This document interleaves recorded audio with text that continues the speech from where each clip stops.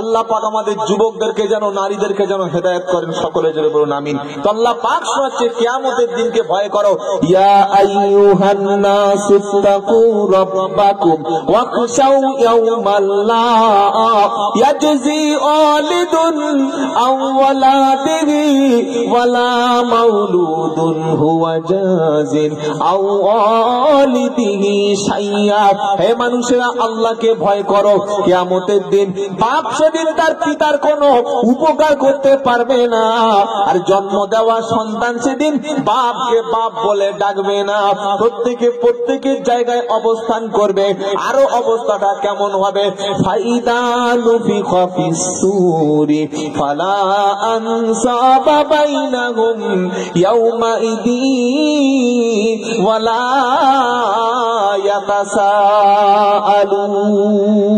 ইয়াতাসাআলুন।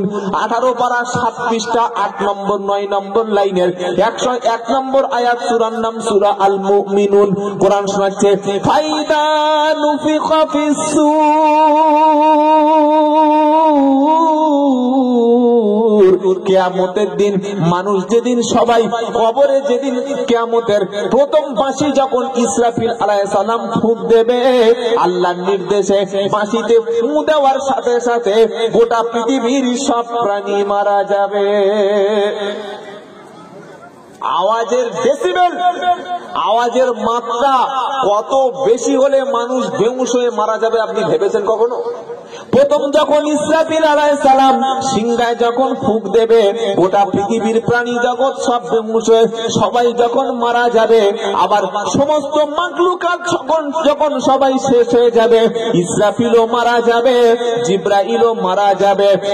ইসরাফিল মারা যাবে, জিবরাইল মিকাইল মারা যাবে। সবার শেষে শুধুমাত্র মালাকুল মউত বেঁচে থাকবে। কে বেঁচে থাকবে? জোরে বলেন। মালাকুল মউত, যাকে আমরা সকলে আজরাইল বলে ডাকি, কিন্তু আজরাইল বলে কোন ফেরেশতা হাদিস কোরআনে কোথাও লেখা নাই। আমরা বলি আজরাইল, আর কোরআন সুন্নাহর ভাষা হলো মালাকুল মউত। এই মালাকুল মউত শেষে বেঁচে থাকবে। আল্লাহ পাক বলবে, মালাকুল মউত, সারা জীবন তুমি মানুষের জীবন হরণ করেছো, আজকের তুমি এবার নিজে কি হবে বলেন না, তুমি এবার মরো। আল্লাহ পাক বলবে, মউত মউত মরে যা, হে মালাকুল মউত মরে যা। বলার সাথে সাথে মালাকুল মউত মারা যাবে। সেদিন আল্লাহ ছাড়া পৃথিবীতে আর কিছু বাকি থাকবে না। কোন রাজা বাদশা থাকবে না, কোন শাসক গোষ্ঠী থাকবে না, কোন বড় বড় জালিম থাকবে না। এরপরে আল্লাহ তাআলা ইসরাফিল আলাইহিস সালামকে তুলে বলবে, ইসরাফিল সিংহায় ফুঁক দাও। বাঁশিতে যখন ফুঁক দেবে, কবর থেকে প্রত্যেকটা বান্দা সেদিন হুঁশ হয়ে দাঁড়িয়ে যাবে। কোরআন শোনাচ্ছে ফাইদা নুফিখা ফিস-সূরি ফালা আনসাবা বাইনাহুম ইয়াওমাইদিন ওয়ালা ইয়াতাসাআলুন। কিয়ামতের দিন ইসরাফিলের বাঁশি শুনে সিংহায় ফুঁক দেওয়ার পরে সবাই যখন উঠবে, ফালা আনসাবা বাইনাহুম, তোমাদের পরস্পরের মধ্যে আত্মীয়তার সম্পর্ক বন্ধন তখন ছিন্ন হবে। বাপ সেদিন ছেলেকে দেখবে, বাপ ছেলের প্রতি দেখলে দয়া আছে না নাই? জোরে বলেন। এই বাপ তার ছেলেকে দেখে দয়া মায়া আছে না নাই? আছে। মা তার সন্তানকে দেখলে দয়া মায়া আছে না নাই? আছে। কিন্তু কিয়ামতের দিন ইসরাফিল যখন বাঁশিতে ফুঁক দেবে, কোরআন শোনাচ্ছে ফালা আনসাবা বাইনাহুম, আত্মীয়তার বন্ধন সেদিন কেটে যাবে। বাপ উঠে দাঁড়াবে, ছেলে পিছন থেকে যখন দাঁড়াবে, বাপ তার ছেলের দেখে কোনো মায়া মমতার ফিলিংস সেদিন থাকবে না। আর ছেলে বাপের বিপদ থেকে আব্বা বলে পিছনের দিকে ফিরে তাকাবে না। স্বামী তার স্ত্রীর মুখটা দেখে মুখটা সাথে সাথে ঘুরিয়ে নেবে। স্ত্রী বলে কোনো কিছু চিনবে না। স্ত্রী সেদিন স্বামী বলে কোলের কাছে তাকে তুলে নেবে না। সবাই সবার চিন্তায় ব্যস্ত থাকবে। বন্ধু বন্ধুকে ভুলে যাবে, গার্লফ্রেন্ড বয়ফ্রেন্ডকে ভুলে যাবে, ফ্রেন্ড ফ্রেন্ড থেকে ভুলে যাবে। যাদেরকে চা খাইয়েছি তাদের সঙ্গে সম্পর্ক নষ্ট হবে। সেদিন ভাই ভাই সম্পর্ক নষ্ট হবে। পাড়া প্রতিবেশীর সঙ্গে সম্পর্ক নষ্ট হবে, নেতা তার দলের কর্মীকে চিনতে পারবে না, আর কর্মী তার নেতাকে চিনতে পারবে না, মুরিদ তার পীরকে সেদিন চিনতে পারবে না, পীর তার মুরিদের কথা ভুলে, জোরে বলো কথা নাই, পীর তার মুরিদদের কথা জোরসে বলো ভুলে যাবে। যারা দুনিয়াতে গলাবাজি করে বলেছিল আমার মুরিদ, নামাজ না পড়লে কি হবে, আমার দলে থাকো, নামাজ না পড়লে কি হবে, আমি একটা ওরস ডাকবো, ওরসে মাঝে মাঝে ছাগল গরু আনবে, তাই সম্পর্কটা ঠিক রাখবে, আখিরাতে তোমাকে জান্নাতে নিয়ে যাব। ভণ্ড বক্তারা বলে না, বলে না, জোরে বলেন। পীর সাহেব বলছে খালি দলটা ঠিক রেখে দেবে, আমার সঙ্গে সম্পর্ক রাখবে, আমি তোমাকে নিয়ে জান্নাতে চলে যাব। ওরে মাথা মোটা কোরআনটা পড়, কোরআন বলছে ফালা আনসাবা বাইনাহুম, তোমাদের মধ্যে আত্মীয়তার বন্ধনটা ছিন্ন হবে। পীর তার মুরিদকে দেখে মাথা সেদিন কাজ করবে না। সেদিন একটা ভণ্ড বলছে কিরামান কাতিবিন রোজ হাসরের দিন, কিরামান কাতিবিন রোজ হাসরের দিন। আমাদের সাথে যে ফেরেশতা লিখছে আমাদের আমলনামা গুলো, এই ফেরেশতার নাম কি ভাই? মরে গেছে নাকি বুঝতে পারছি, বক্তব্য শেষ করেছি, কারোর কোনো এনার্জি নাই। আচ্ছা আপনারা রেগে আছেন আমার উপর বলে মনে হচ্ছে নাকি? হ্যাঁ, কোনো কথা নাই কারোর মুখে কেন ভাই? আমাদের সাথে যারা লিখছে, লেখক, রাইটার, যে ফেরেশতাদের নাম কি জানেন না? কিরামান কাতিবিন। সেদিন এক ভণ্ড পীর সাহেব বলছে কিরামান কাতিবিন রোজ হাসরের দিন, কিরামান কাতিবিন রোজ হাসরের দিন, আল্লাহর কাছে যদি করে অভিযোগ, ফেরেশতা যদি আল্লাহর কাছে বান্দার বিপক্ষে অভিযোগ করে, এই বান্দা নামাজ পড়েনি, এই বান্দা কোরআন শেখেনি, এই বান্দা সুদ খেয়েছে, বাপ মার হক আদায় করেনি, স্ত্রীকে বেপর্দায় রেখেছে, মিথ্যা কথা বলেছে, এই রকম ফেরেশতা যদি আল্লাহর কাছে এই বান্দার বিরুদ্ধে অভিযোগ করে, মানে কিরামান কাতিবিন লেখাগুলো যদি ফেলে দেয়, তাই কি বলছে কিরামান কাতিবিন রোজ হাসরের দিন, কিরামান কাতিবিন রোজ হাসরের দিন, আল্লাহর কাছে যদি করে অভিযোগ, সেদিন বলবো আমি দুনিয়াতে ছিলাম খাজা বাবার লোক। জোরে বলুন, বসানি এই নাউজুবিল্লাহ বললেন না, বলুন নাউজুবিল্লাহ। কত বড় ভণ্ড মাল একবার চিন্তা করুন। কিরামান কাতিবিন যদি হাসরের ময়দানে আল্লাহর কাছে বলে আল্লাহ এই এই অপরাধগুলো করেছিল, আর সেদিন মালটা বলছে আমি বলবো আমি ছিলাম খাজা বাবার লোক, দাতা বাবার লোক, পীর বাবার লোক, উমুক জায়গার লোক, এটা বললে নাকি আল্লাহ ছেড়ে দেবে? আল্লাহ ছাড়বে তো? আবার বলছে কবিতাটা কিরামান কাতিবিন রোজ হাসরের দিন, কিরামান কাতিবিন রোজ হাসরের দিন, আল্লাহর কাছে যদি করে অভিযোগ, বলবো সেদিন দুনিয়াতে ছিলাম আমি পাগলা বাবার লোক, বলবো সেদিন দুনিয়াতে ছিলাম আমি খাজা বাবার লোক। এবার হক্কানি ওলামা যারা কোরআন সুন্নাহ যারা মজলিসে প্রচার করে, তারা কি বলছে জানেন? তার পাল্টাও আবার রিয়াকশন দিচ্ছে কিরামান কাতিবিন রোজ হাসরের দিন, আল্লাহর কাছে যদি করে অভিযোগ, আল্লাহর কাছে যদি করে অভিযোগ, মানে যদি বলে যে আল্লাহ এই পাপ করেছে, আর পীর যদি বলে না আল্লাহ আমার দলের লোক, মুরিদ যদি বলে আমি খাজা বাবার লোক, গাজী বাবার লোক, উমুক দরবারের লোক, উমুক জায়গার সঙ্গে ওঠা বসা করতাম, তাহলে আল্লাহর কাছে যদি করে অভিযোগ, ফেরেশতা জুতা মেরে বলবে জাহান্নামে ঢোক, ঢোক জাহান্নামে ঢোক। আনতে কেন কোনো বাবা? আল্লাহ কোরআনে যখন বলে দিচ্ছে ফালা আনসাবা বাইনাহুম, সূরা আল মুমিনুন আয়াত নম্বর 101, কোরআনে খুলে দেখুন, আল্লাহ বলছে আত্মীয়তার বন্ধন নষ্ট হবে, মেয়ে জামাইকে চিনবে না, স্বামী স্ত্রী থেকে মুখ ফিরিয়ে নেবে, বাপ ছেলেকে চিনতেই ভুলে যাবে, ছেলে বাপের মুখের দিকে তাকিয়ে ভাববে এটা আমার বাপ নয়, সবাই যখন সবার কথা ভুলে যাবে, সেদিন কোন পীর তার মুরিদের দিকে ফিরে বলবে না আয় গরু খাইয়েছিস, ছাগল খাইয়েছিস, 5,000 টাকা দিয়েছিস, মাজারের সেজদা দিয়েছিস, আমার পিছনে হুড়হুড় করে তাকবীর দিয়ে ফাটিয়ে দিয়েছিলিস, নিজে খাসনি, বাপকে খেতে দিসনি, মাকে খেতে দিসনি, মনে করেছিস পীরের বাড়িতে দিলে, পীরকে খাওয়ালে, বাবার কবরে মাজারে চাদর দিলে, বাবার কাছে গিয়ে কোনো কিছু মাথা নিচু করে বড় বড় হাদিয়া দিলে উনি আমাকে উপকার করবে। ফালা আনসাবা বাইনাহুম, আত্মীয়তার বন্ধন সব নষ্ট হবে। সেদিন কোন খাজা বাবা, কোন পীর বাবা তার মুরিদের কথা মনে রাখতে পারবে? জোরে বলেন না। এটাই কোরআনের বাণী। বড় দুর্ভাগ্য, অনেক ভণ্ড পীর আছে যারা তার মুরিদকে কোরআন পড়তে দেয় না। সব করতে দেবে, পীরের জীবনী পড়াবে, বাবার জীবনী, দাদার জীবনী পড়াবে, কিন্তু যদি বলে ভাই কোরআন পড়ছে একটু পড়ি, বললে না কোরআন পড়িস না, বাংলা কোরআন, বলছে না না না খবরদার, কোরআন আরবি যত পারি যদি একটু পড়বো, কিন্তু বাংলা কোরআন পড়া যাবে না। বলছে না ভণ্ডরা, কি বলছেন আপনারা, কথা বলে না, বাংলা কোরআন পড়া যাবে না। কেন ভাই? বাংলা কোরআন পড়লে মানুষের চক্ষু খুলে যাবে, ও তো জেনে যাবে আল্লাহ পরিষ্কার বলে দিয়েছে কেউ কারোর উপকার করতে পারবে না। এটা যখন জেনে যাবে না, তখন নিজে মানুষ নিজের আমল ঠিক করবে। অন্য কোন ব্যক্তি, কোন পিসাব, খাজা বাবা, দাতা বাবা, গাজী বাবা, গাঞ্জা বাবা, জাইয়া বাবা, ল্যাংটা বাবা, পীর বাবা, হনুমান বাবা, কোন বাবার কাছে আর মানুষ যাবে না। তখন আল্লাহ এবং তার রসুলের পথের উপরে চলবে।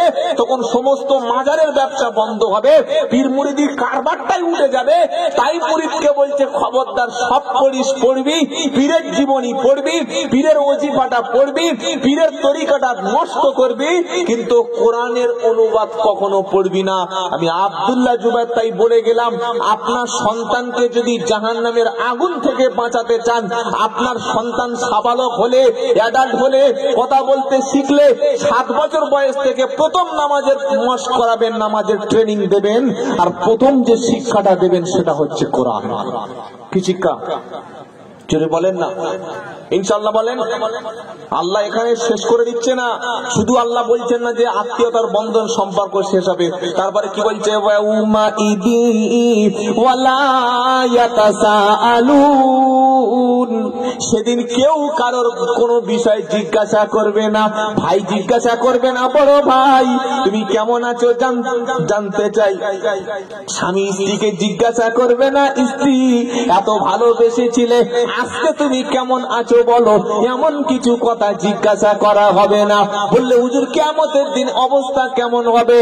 আল্লাহ পাক বলছেন, ইয়াউমা তারাউনাহা তাযহালু কুল্লু মুরদিআতিন আম্মা আরদাআত ওয়া তাদাউ কুল্লু তাতি হামলিন হামলাহা ওয়া তারান নাসা সুকারা ওয়া মা হুম বিসুকারা ওয়ালাকিন্না আযাবাল্লাহি শাদীদ। 17 পারা 11 পৃষ্ঠা 1 নম্বর লাইনের 2 নম্বর আয়াত, সূরার নাম সূরা আল হাজ। আল্লাহ পাক বলছে, সেদিন মায়ের পেট থেকে বাচ্চাগুলি কিয়ামতের দিন খসে খসে টপ টপ করে পড়ে যাবে। দুগ্ধবতী মা তার সন্তানকে দুধ দেওয়ার কথা ভুলে যাবে।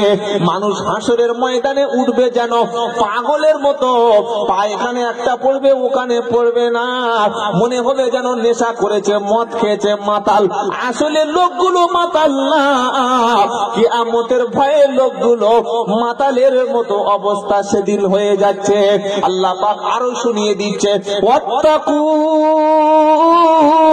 ইয়াউমাল লা তাজজি নাফসুন আন নাফসিন শাইআ ওয়ালা ইকবালু মিনহা শাফাআতু ওয়ালা ইউখাযু মিনহা আদলু ওয়ালা হুম ইনসারুন।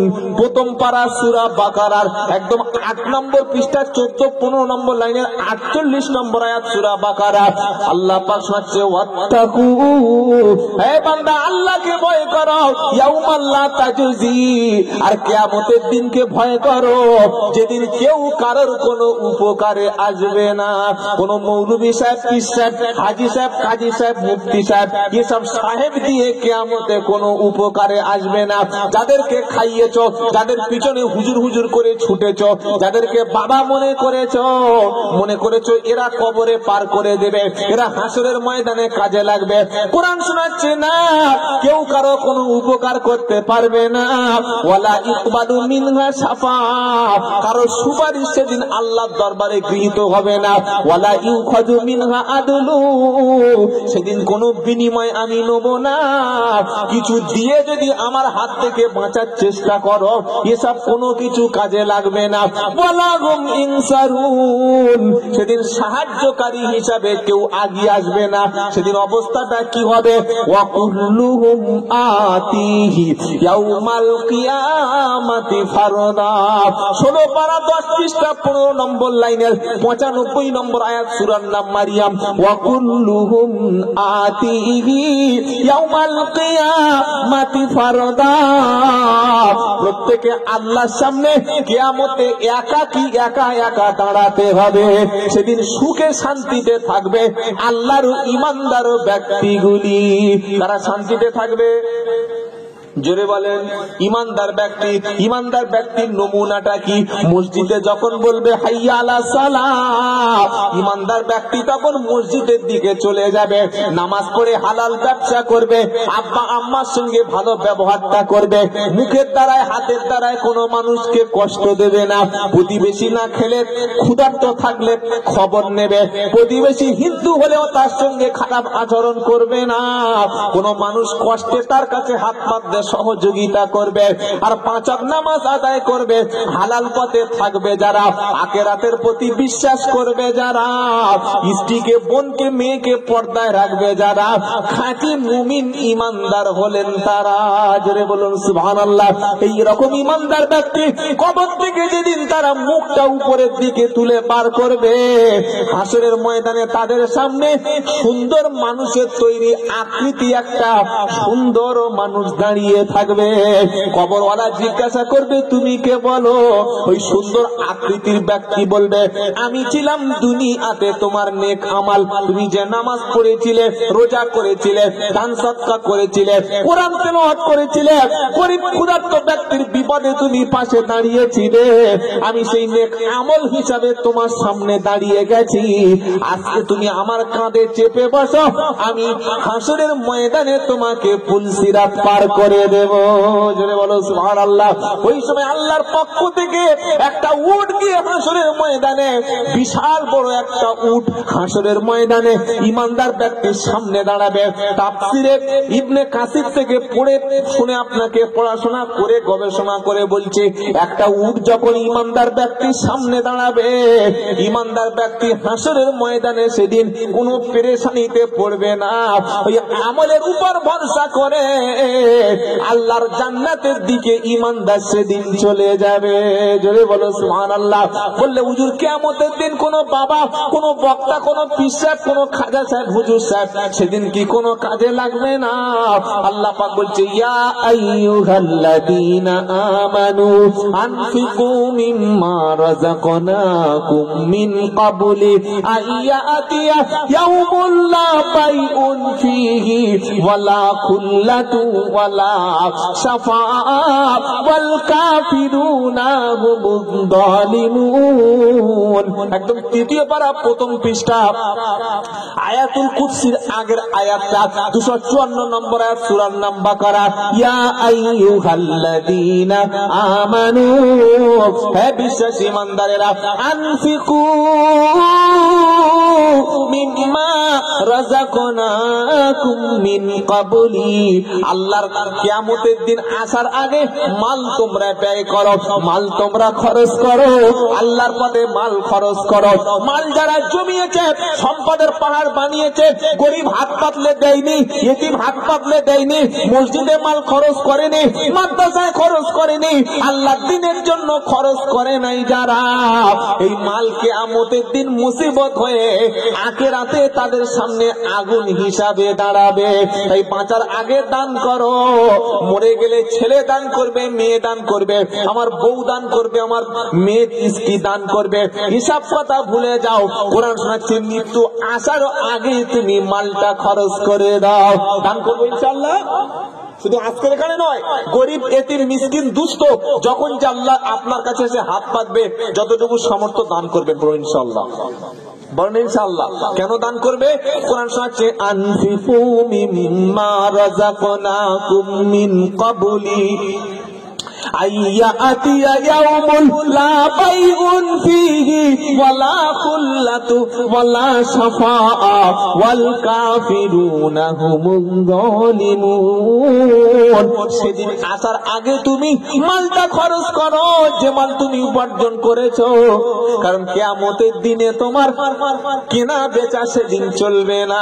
সেদিন কোনো বন্ধু তোমার থাকবে না, তোমার পক্ষে সুপারিশ করার মতো লোক সেদিন কারো পাবে না। কিন্তু তুমি যে মালটা খরচ করেছো, মসজিদ বানিয়েছো, মাদ্রাসা বানিয়েছো, তোমার টাকায় কোরআন কিনে গরিবকে বিতরণ করেছো, তুমি গ্রামে টাকা দিয়ে ডাক্তার মাস্টার বানিয়েছো, আলেম বানিয়েছো, তোমার টাকায় অনেক মানুষ দিন শিখেছে, ইসলাম শিখেছে, তোমার টাকায় হসপিটাল হয়েছে, তোমার টাকায় স্কুল হয়েছে, তোমার টাকায় ডিপ টিউবওয়েলের পানি মানুষ পানি পান করতে পেরেছে, তোমার টাকায় মানুষ ঘর বেঁধে শান্তিতে ঘুমাতে পেরেছে, তোমার অর্থ খরচের করার পরে মানুষ তারা শিক্ষা পেয়েছে, মানুষ হতে পেরেছে। এগুলো তোমার মরণের পরে জারি থাকবে। কিয়ামতের দিন আমলগুলো সব তোমার হাতে পেশ করা হবে। জোরে বলো সুবহানাল্লাহ। বললে হুজুর আমল হাতে পেশ করা হবে, কে বলছে বলো? তো কোরআন শোনাচ্ছে ফাআম্মা মান উতিয়া কিতাবাহু বিয়ামিনিহি ফায়াকুলু হা উমকুরাউ কিতাবিয়া ইন্নী যানানতু আন্নী মুলাকিন হিসাবিয়া। 29 পারা সূরা হাক্কার 28 নম্বর আয়াত থেকে শুরু হচ্ছে। আল্লাহ পাক শোনাচ্ছে ঈমানদার মুমিন ব্যক্তির কাজের হিসাবটা সেদিন ডান হাতে দান করব, দিয়ে বলবো ফায়াকুলুহা উমকুরাউ কিতাবিয়া। ঈমানদার ব্যক্তি তুমি তোমার কাজের হিসাবটা নিজে পড়ো, দেখে নাও, মিল করে নাও। নামাজগুলো, রোজাগুলো, কোরআন তেলাওয়াতগুলো, দানগুলো, যাকাতগুলো, ফিতরাগুলো, কুরবানিগুলো, ওশরগুলো, দানের মালগুলো সব হিসাবটা মিল করে নাও। যখন ফায়াকুলু হাউমুকুম কিতাবিয়া ইন্নী যানানতু আন্নী মুলাকিন হিসাবিয়া। আল্লাহ কবুল করুক। বান্দা সেদিন আমলনামা পড়বে, বান্দা সেদিন হিসাবটা পড়বে আর বলবে আমি জানতাম নিশ্চয়ই হিসাবের মুখোমুখি হব।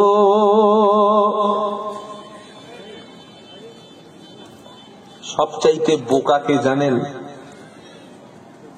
সবচাইতে বোকা নাম্বার 1 হলো সে সারা জীবন মাল উপার্জন করেছে অথচ নিজের জন্য কিছু রেখে নিতে পারেনি। নিজের জন্য মাল আগে থেকে পাঠাইনি, যে সবচাইতে 1 নম্বর বোকা সে। আচ্ছা বলুন তো ভাই, আপনি যেদিন মারা যাচ্ছেন সেদিন ধরুন আপনার ব্যাংকে 10 লাখ টাকা আছে। কত লাখ বলেন না? 10 লাখ টাকা। যেদিন আপনাকে মারা গেলেন, আপনি মরণের একদিন পরে বা সেই রাত্রে দাফন করা হলো, ওই 10 লাখ টাকার মধ্যে কত লাখ টাকা আপনার কাফনের সঙ্গে দেয়া হবে? 3 লাখ টাকা তো দেয় আপনার এলাকা, দেয় না? 1,50,000, 10,000, 1, 500, 20, 1 টাকাও দেয় না। বরং যদি বাপের পকেটে 500 টাকার নোট থাকে না, মরণের পরে ছেলেগুলো দেখি পকেট মারি করছে। কারা পকেট মারি করছে? ছেলেরা। ছেলেরা বাপের পকেট মারি করছে। এই দেখ বাপের পকেটে টাকা আছে কি দেখ। আপনার একটা টাকা সাথে দিচ্ছে না। আপনি জীবিত অবস্থায় যদি একটা মসজিদ, মাদ্রাসা, স্কুল, হসপিটাল, গরিবের থাকার ব্যবস্থা, খাদ্যের ব্যবস্থা করেন, মিষ্টি পানি, ডিপ টিউবওয়েলের ব্যবস্থা করেন, মানুষের জন্য রাস্তাঘাট করে দেন, জনকল্যাণমুখী কাজ করে দেন, যেটা জীবিত থাকা অবস্থায় আপনি খরচ করে গেলেন, ওটাই আপনি নিজের জন্য জমিয়ে গেলেন। বাকি যা কিছু রেখে গেলেন একটাও আপনার নয়। সব কে নেবে? বিবি, বাচ্চা, ভাই, বোন, পাড়া, প্রতিবেশী, এমনকি নিজের শরীরটাও আমার নয়। শরীরটা আপনার, এই শরীরটা আপনার। কবরে রাখার পরে ভাই কাফন পচার আগে লাশ পচে যাবে। মাথার চুলগুলো খসে যাবে, মাংসগুলো সব খসে পড়ে যাবে, মাংসগুলো পোকার ভাগ হবে, হাড় হাড্ডি অস্থিগুলো কবরের অংশ হবে।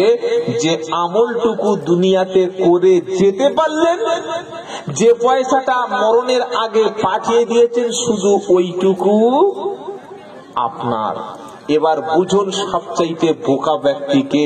সারা জীবন ছেলের জন্য, মেয়ের জন্য, স্ত্রী পুত্রের জন্য, সবার জন্য খেটে পরিশ্রম করে গেলাম, অথচ 5 ওয়াক্ত নামাজটা আদায় করতে পারলাম না।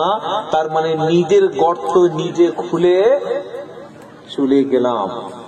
অনেক মুসলমান আছে বাপ মাকে পর্যন্ত খেতে দেয় না, এরকম নিমক হারাম আছে আপনাদের এলাকায়?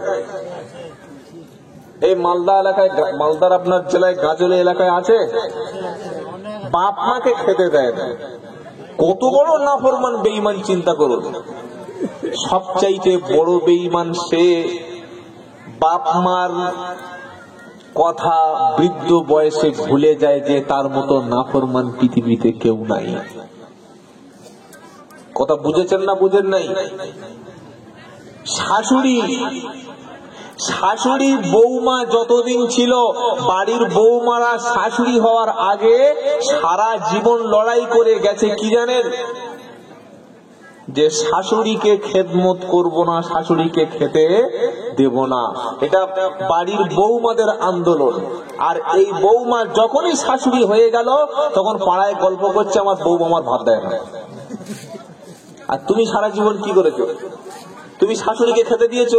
দাওনি। তোমার স্বামী রাত্রেবেলা একদিন তোমার শাশুড়িকে ডেকে 500 টাকা হাতে দিয়েছে, সেদিন রাত্রে 3 ঘন্টা ঝগড়া হয়েছে।